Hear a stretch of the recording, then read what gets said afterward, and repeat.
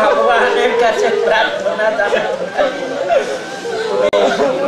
সকলের মঙ্গল করো, সকলের কল্যাণ করো, সকলের সকলের শান্তি যাও। তুমি তো সবই পারো। আমরা সেই বিশ্বকবির কথায় যে যাহা চাই তাহা ভুল করে চাই, যাহা পাই তাহা চাই না। আমরা চাইতেও জানি না কি চাইবো, বলো? ভুল হয়ে যায়। চাওয়ার কি আর শেষ আছে? তাই বলেন। আর আমার কি প্রয়োজন, কি প্রয়োজন না, তা কি আমি বুঝি? তাই বলেন, বুঝি না। এ ভগবান বোঝেন। যেমন একটা বাচ্চা শিশু সন্তান, সে কি তার ভালো মন্দ বোঝে? তাই বলুন, তা বোঝে। তার যে গার্জিয়ান বা অভিভাবক, তারা বোঝেন যে এই বাচ্চা সন্তানের কি করতে হবে, কি না করতে হবে। যেমন ধরেন একটা বাচ্চা শিশু সন্তানের যদি কোনো রোগ ব্যাধির আক্রমণ ঘটে, তাহলে আমরা কোথায় নিয়ে যাই? ওই বেলঘরিয়া ফুল বাগানের কাছে যে শিশু নিকেতন আছে সেখানে। কিন্তু শিশু কি বোঝে যে আমাকে বেলঘরিয়া নেওয়া দরকার? তাই তো সেই বলতো, বাবা আমাকে বেলঘরিয়া নিয়ে চলো। সুতরাং অভিভাবক বা গার্জিয়ান যারা থাকেন, তারা বোঝেন তাদের কি করা দরকার আর কি না করা দরকার। এই তো ধরুন এই আশ্রমের কথাই ধরুন। গতবার বাবাজি আদিবাসী ছিলেন, এবার তিনি আমাদের মধ্যে নাই। তার সেই বিদেশী আত্মার উদ্দেশ্যে আমরা প্রার্থনা জানাই যে দিব্যাং লোকান সবৎসতু, তিনি দিব্য লোকে প্রবেশ করুন, তার আত্মার শান্তি হোক। অনেক কিছু দেখেন আমরা এই আশ্রমে এসে দেখেন অনেক কিছুর আমাদের অসুবিধা হচ্ছে। আপনাদের ম্যানেজমেন্টও ভালো হয়। দেখেন এবার এই জল খাবে, জল খাওয়ার ব্যবস্থা ভলান্টিয়ার লাগতো, তারা জল দিতে পারতো, কই সেসব ব্যবস্থা হয়। এই যে ত্রুটি বিচ্যুতি গুলো, আর বুড়ো লোকের দ্বারা আমরা আছি, বুড়ো বুড়িরা চোখে পড়িও পড়ে না, ভাবলেও করতে ইচ্ছা করেও করে। দেখেন চিন্তা করে যারা আমরা বুড়ো বুড়ি আছি। সুতরাং যে কথা বলা হলো, এই তো ধরেন রামকৃষ্ণ একাই মন্দিরের কাজ করছে, এমন একটা লোক নাই যে তার সহযোগিতা করবে, বলেন। এখন এইগুলো সব অন্তত এই 3টে দিন তো করা উচিত ছিল এই কথাগুলো। এই দেখেন এই আমগুলো তো সব ছেলে পিলেরই খেয়ে যাবে। এই যে ঝিল ছুঁড়ে এই কাল পরশু দিন তার জন্য মাথায় লাগিয়ে দিয়েছে, ওই ডাবনা কেলে ছোলাগুলো ছুঁড়ে মারে, লাঠি ছুঁড়ে মারে।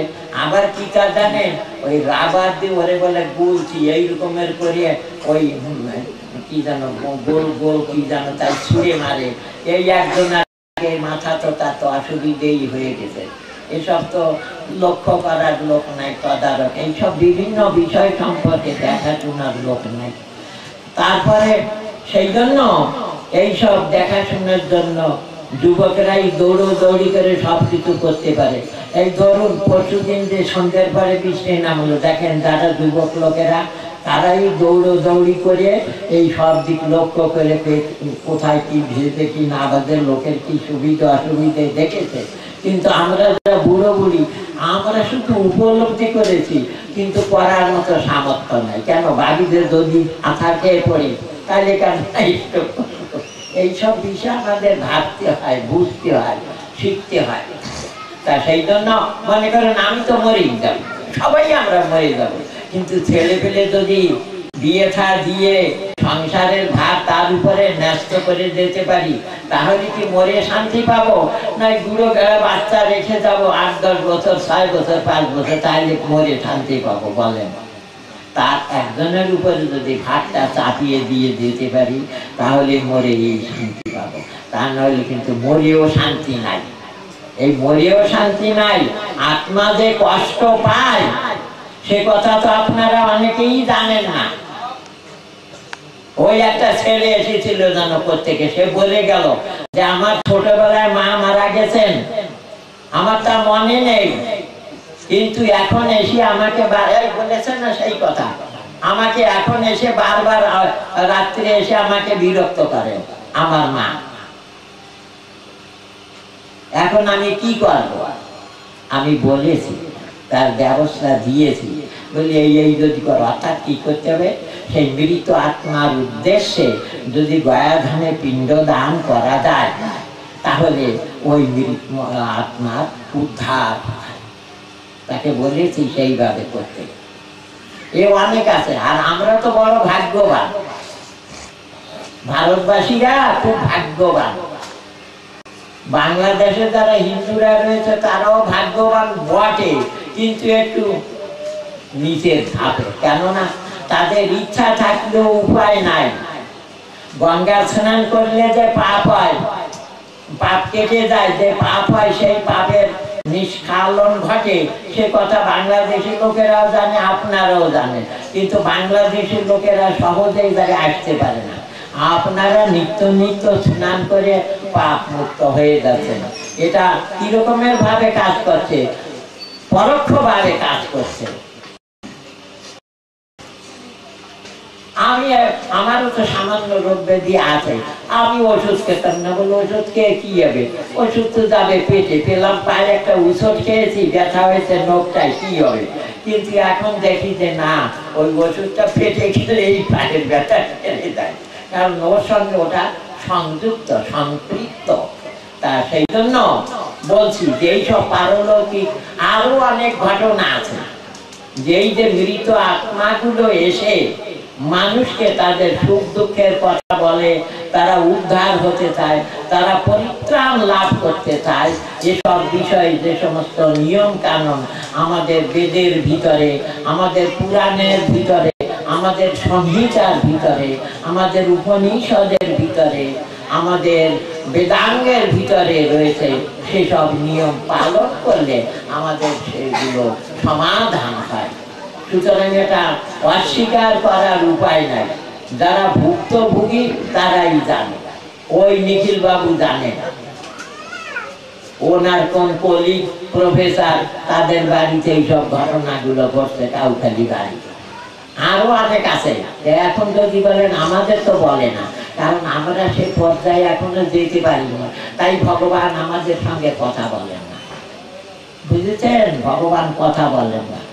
এই তো আমাদের এই অক্ষয় তৃতীয়ার দিন, যারা চেনেন বুকাবুনে কর্মকার বাড়ি বাজারের সংলগ্ন, সেখানে এই 3 থালায় তরমুজ দিয়ে ভোগ দেওয়া হয়েছে, কিন্তু পরবর্তীতে যখন ভোগ সরানো হয়েছে তখন দেখা গেল যে 1 থালায় প্রসাদ নাই। তাহলে ভাবছে যে কি হলো, তাহলে প্রসাদ দিলাম কি দিলাম না? দেখা যাচ্ছে যে না, সে থালার উপরে সেই তরমুজের রস রয়েছে, বিচিও রয়েছে, অথচ প্রসাদ নাই। দেখলেন ব্যাপারটা কি ঘটে গেল? তাই এখন আবার যদি এখন বলেন তা এ তো সত্য না মিথ্যা, ওরা ভাবছে যে তাই কি প্রসাদ দিই নেই, না না দিয়ে ভাবছি যে এটাই প্রসাদ, কি হলো? পরবর্তীতে দেখলো যে থালায় সেই প্রসাদ দেওয়ার দাগ বা চিহ্ন রয়েছে। ওই যে আলী বাবা 40 স্তরের মতো যেমন পাত্র এনেছিল সোনার মোহর মাপতে, একটু আঠা লাগিয়ে দিয়েছিল, তাতে একটা মোহর ওই আঠার সঙ্গে আবার ফেরত চলে গেছে, তখন বুঝেছে যে ওরা মোহর মেপেছে। আমাদের শাস্ত্র প্রমাণ দিচ্ছে, কি প্রমাণ দিচ্ছে মনে আছে আপনাদের? যে ওই রেমুনায় কে আছেন আমাদের? কি হাতি গোপাল না, রেমুনায় আছে ক্ষীরচোরা গোপাল, ক্ষীরচোরা গোপাল মাধবেন্দ্রপুরী পরম ভক্ত। শাস্ত্র প্রমাণ দিয়ে যাচ্ছে। কোন দেশে আছে এইরকম? ইংল্যান্ডে আছে, এত বড় একটা ইংল্যান্ড, এত বড় একটা আমেরিকা, এত বড় একটা চীন, জাপান, কোরিয়া, তাদের ধন সম্পদে লেখা পড়ায় সব দিক দিয়ে তারা উন্নত, কিন্তু আধ্যাত্মিক জগতে তারা বহু পিছনে। এই জন্য স্বামীজি বলেছিলেন যে তোমাদের যদি পাশ্চাত্য বিজ্ঞান শিখতে হয়, তাহলে জড় জগতের বিদ্যা আয়ত্ত করতে হয়, তাহলে তোমরা এই পাশ্চাত্য দেশে আসো। আর আধ্যাত্মিক বিদ্যা যদি শিখতে হয়, তাহলে তোমরা সবাই ভারতে যাও। সেই যমুনায় ভগবান কি করেছিলেন? ক্ষীর চুরি করে রেখেছিলেন। শাস্ত্র তার প্রমাণ দিচ্ছে। এই যে হস্তিনাপুরে যে ধ্বংসাবশেষ রয়েছে, তার দ্বারা প্রমাণিত হচ্ছে যেখানে কি সেই কুরু বংশ ছিল, পাণ্ডু বংশ ছিল, কিন্তু আজ আর তারা নেই। তাহলে সেই ধরুন সেই ক্ষীরচোরা গোপীনাথের গল্প, সে কথা ভাগবতী আলোচনা করতে গেলে সময় লাগে, থাকো। ভগবান ক্ষীর চুরি করেছিলেন। ভগবান কি করেন দেখেছেন? ভক্তের জন্য চোর সেজে বসে আছে। এই জন্য এই রাজ্যের রাজা তিনি চোরের শিরোমণি। দেখেছেন ব্যাপারটা? ওই নিখিল বাবু যতদিন বলেছিলেন প্রসাদের কথা, প্রসাদে কি না হয় বলতে পারি না, সময় পাই না, যে প্রসাদে সর্ব দুঃখানাং হানি রস্য পদায়তে প্রসন্ন চেতস দেশ বুদ্ধি পর্যবতিষ্ঠতে। আমরা ভগবানের প্রসাদ খেলে কি হয় জানেন? আমাদের এই সকল দুঃখের অবসান ঘটে। ভাত খেলে দেওয়া হয়, প্রসাদ খেলে কি তাই হয়? তাই বলেন, হয় না। এই যে পুরী ধামের ভাত, রামকৃষ্ণ পরমহংস সেখানকার লোকেরা যারা আছেন এখানে সমুপস্থিত, তারা জানেন যে সেই যে ঝলমলে করে একটা জায়গা আছে, সেখানকার পুকুরে জল পাওয়া যায়। ও দেশের জল সব লবণাক্ত, তা খাওয়া যায় না। আপনি যদি বলেন যে আমাকে একটু জল দেন, তারা বলে যে কি জল দেবো, মিঠিয়া জল না লবণ জল? বুঝেছেন? তা বলতে মিঠিয়ে জল, তাহলে খাওয়ার জল দেয়। আর অন্য জলের কথা বললে লেট্রিন গেলে হাত মুখ ধুইলে ওই মিঠে জল দেয় না। সেই ঝলমলের জল আছে, পুকুরের জল, বুঝেছেন? দেখতে ঘোলা ঘোলা দেখায়, কিন্তু আমরা ঘোলা জলে ফিটকিরি দিলে তলানি হয়, সে জলে তলানি হয় না, বুঝেছেন? ওই রকমই তা আছে, বুঝছেন? এ অদ্ভুত ব্যাপার। তা দেখেন প্রসাদ খেয়েছে। আমার বাংলাদেশে, ভারতের কথা তো জানি না, বাংলাদেশের কথা জানি, তৃতীয়বার গোপাল দুধ খেয়েছে। এবং শুধু যে হিন্দুর হাতে দুধ খেয়েছে তা নয়, গোপাল, ওই যে ছোট গোপাল, কখন খেয়েছে জানেন? দুটো তিথির গন্ডগোল ঘটেছিল, সেই জন্য পরবর্তী তিথিতে খেয়েছে। যাই হোক না কেন, মুসলমান রেড বাহিনী আছে আমার বাংলাদেশে, মিলিটারি আছে, তারাও করেছে কি তা জানেন? কত ডাক্তার, ইঞ্জিনিয়ার, তারাও বলে কি কথা, দুধ এনে ধরেছে গোপালের মুখের সামনে, দুধ একটু পরে উদাও হয়ে গেছে। একজনে করেছে কি সাইজ করে এই দুধ কানের কাছে ধরেছে, দুধ ফুরায় না। পরবর্তীতে সে ভয়ে কেঁপে গেছে, যেই মুখের কাছে এনে ধরেছে দুধ উদাও হয়ে গেছে। এবং ভারতে উঠেছিল গণেশদা দুধ খায়, কিন্তু পরবর্তীতে ওটা ফকু হয়ে গেছে। কিন্তু এই যে গোপাল দুধ খেয়েছে, এটা অতীব সত্য কথা, শাস্ত্রে প্রমাণ দিচ্ছে। কি অনন্য চিন্তয়ন্তু মান বেদনা পদ্যু ভাসতে তেষাং নিত্যাভিযুক্তানাং জগৎক্ষেমং বহামহ। এ কথা রয়েছে। আপনারা জানেন, আমার বেশি দূর যাবেন কি, দক্ষিণেশ্বর দেখেন না? এ মা কালী কি এমনি খালি মাটির পুতুল, না আসলে তিনি জ্যান্ত পুতুল? স্বামী বিবেকানন্দের মতো আমরা কয়জন আছি, তিনি প্রমাণ করে দিয়েছেন যে না, মা জ্যান্ত, প্রমাণ দিয়ে গিয়েছেন। এই জন্য তিনি বলেছেন, ওই জানেন আপনারা যে পুতুল পূজা করে না, হিন্দুরা কাঠ মাটি দিয়ে গড়া মৃন্ময় মাঝে চিন্ময় মূর্তি হয়ে যায় আত্মা সারা। মা দুর্গার মূর্তি করে আমরা বাংলাদেশি মানুষ বেশি খরচ করি না, কিন্তু আপনার ইন্দিরা আর লোকেরা হাজার হাজার লাখ লাখ টাকা খরচ করে। তাহলে যদি ফাওই হবে, বৃথাই হবে, তবে কেন এসব করা হচ্ছে? এসব অতীব সত্য কথা। কিন্তু সেই রামকৃষ্ণের মতো লোক নেই এখন আর স্বামীজির মতো লোক নাই যে মাকে দিয়ে কথা বলাবে। সেই রকমের লোক যদি আসে আবার ওই মাই কথা বলবে, ওই মাই সব কিছু করবে। তা সেই জন্য এগুলো সবই ঠিক আছে।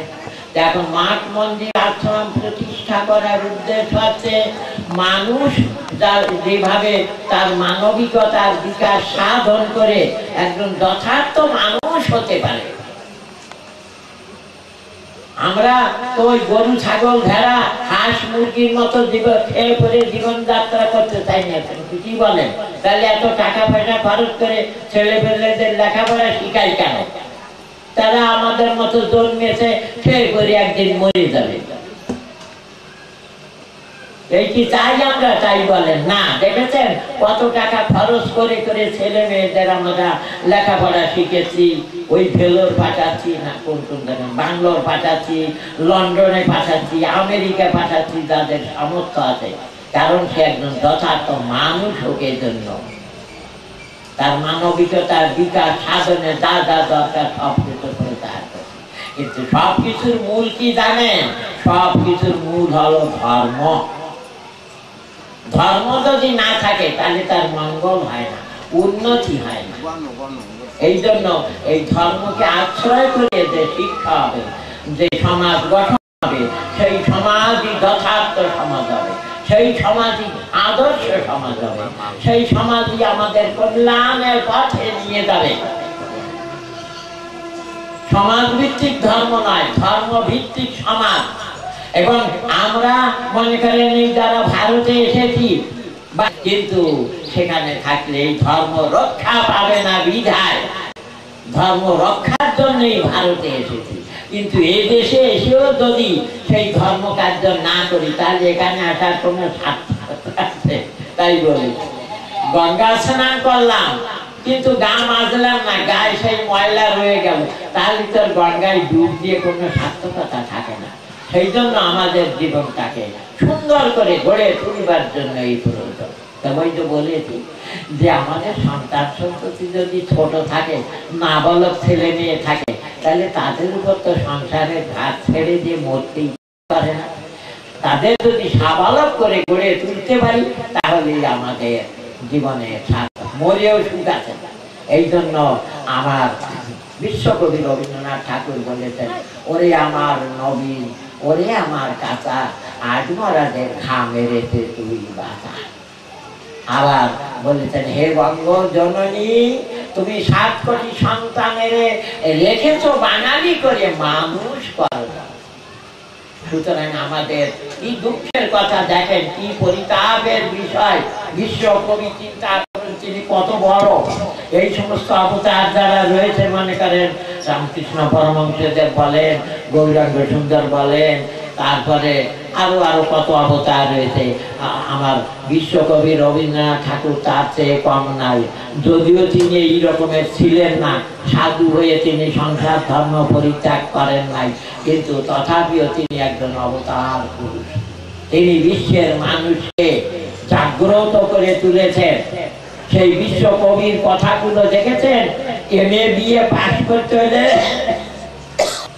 না বলি আমাদের পাঠ করতে হয়। যদি এর উপরেও যদি ক্লাস থাকতো, সেখানে কার বই পড়তেন বলেন? ওই রবি ঠাকুরের বই পড়তে হতো। সুতরাং তিনি একজন অবতার পুরুষ।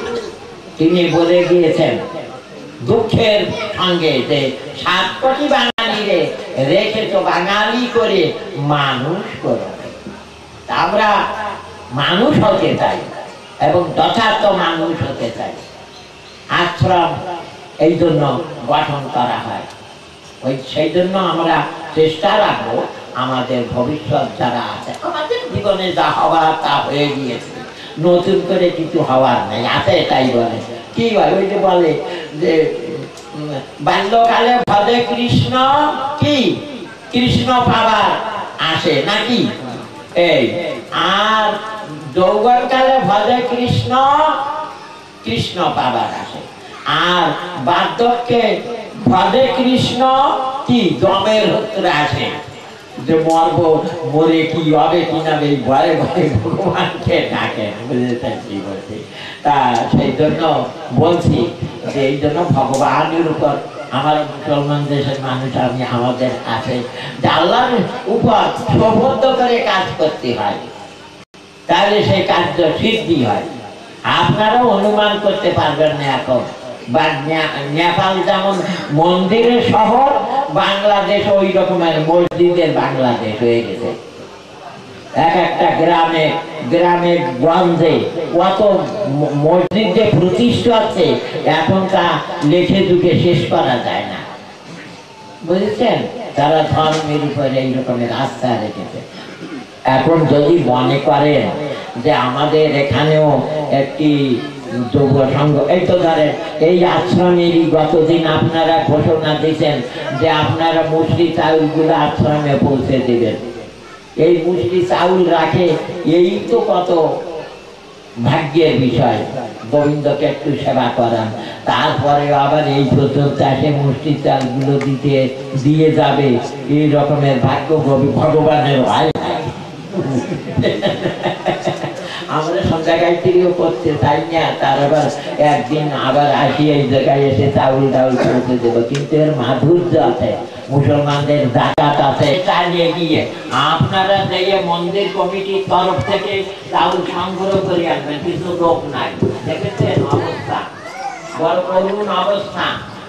আমার তবু এখানে তো 7-8টা আশ্রম আছে, কি আছে না, ওইখানে আশ্রম আছে, তারপরে আবার ওই বৃন্দাবন ধামে আশ্রম আছে, ওই অভিরাম গোসাই করেছে, আবার এখানে রয়েছে, আবার মনে করুন দুর্গানগর মাঝের মানা সেখানে রয়েছে, নবদ্বীপ রয়েছে, শিলিগুড়ি রয়েছে।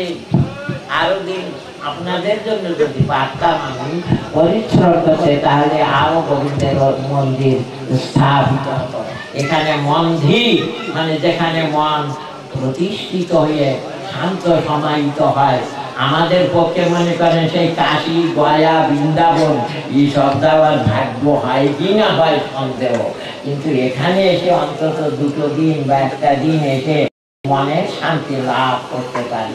সুতরাং আমরা সকলে যাতে এই মন্দিরটা ধ্বংস হবে না মনে ভাববেন না, বুঝেছেন। যে ধ্বংস হয়ে যায় নাকি মন্দির নষ্ট হয়ে যায় নাকি, যায় না। কারণ যে বাপের একটা ছেলে থাকে, সে ছেলেটা বাপ তো মরবি, বাবা মরলে ছেলে মরলে কি বংশ নির্বংশ হয়, কিন্তু আমার গোবিন্দের বংশ, গৌর সুন্দরের বংশ নির্বংশ হবে না, কারণ এর চাবিকাঠি ইস্কনের হাতে, বুঝেছেন। সমস্ত পৃথিবীর দেবী ইস্কনের আজ আমার গোবিন্দ সুন্দরের মন্দির প্রতিষ্ঠা করে, সেখানে রাধা গোবিন্দ জিউর উপাসনা আরাধনা চলছে। সুতরাং আমরা যদি মনে করি যে আমাদের একটা যুব সমিতি বা করা দরকার, কারণ তারাই তো ভবিষ্যৎ, তাদের উপরই তো সব কিছু পৃথিবীর ভার ন্যস্ত হবে। কি দেন নাই আমাদের এই এই যখন ভারত বিভক্ত হয় তখন জওহরলাল নেহরু এই দেশের রাজা ছিল, তিনি দেহান্তে ইন্দিরা গান্ধী এই রকমের করে, লাল বাহাদুর শাস্ত্রী এই রকমের করে করে পর্যায়ক্রমে আসছে। সুতরাং এই বাড়ি যদি দিকে আরে এটা কার বাড়ি বলে, কেন চেনেন না, ওটা নিত্যানন্দ বাবুর বাড়ি। এরপরে তার ছেলে আছে, ছেলে হয়ে গেল বলে এটা কার বাড়ি, কেন ওটা বাবুলের বাড়ি না, নিত্যানন্দের নাম চুকে গেছে। এরপরে আবার বাবুলের পরে তার ছেলে এসেছে, বলে এটা কার বাড়ি বলে, কেন চেনেন না, ওটা তো পার্থদের বাড়ি।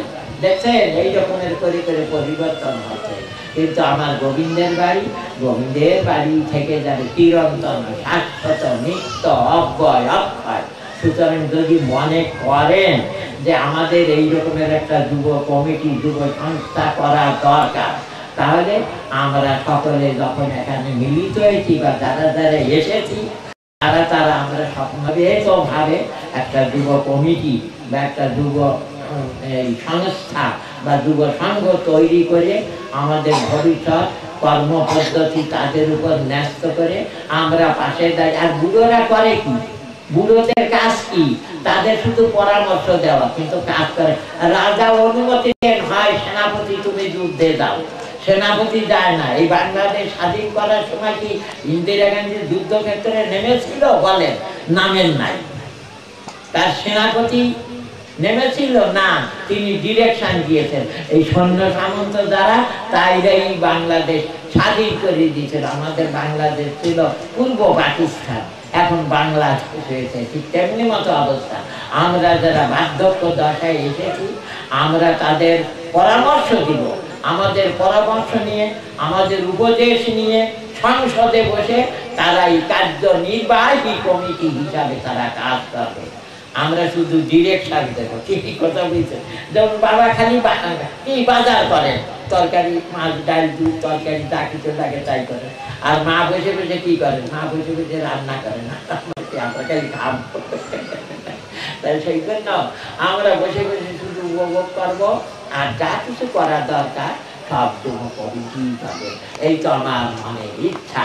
এই অজুহাতে আমি চেয়েছি বাংলা দেশে যেমন একটা যুব সংঘ তৈরি হয়েছে, এখানে একটা যুব সংঘ তৈরি হোক। তারা কি করবে? মানুষের সুখে দুঃখে, হাসি কান্না, বিয়োগ, ব্যথা, অর্থাৎ সমস্ত কাজে ব্যথা বেদনায় তারা ঝাঁপিয়ে পড়ে দেশের দশের উন্নতি বিধান করবে, তাদের মঙ্গল করবে, তাদের কল্যাণ সাধিত করবে। সেই জন্য আমার এই সদিচ্ছা পূরণার্থে আমার কাছে আপনারা সারাদিন আমি এই অনুরোধ ব্যক্ত করি সকলের নিকট।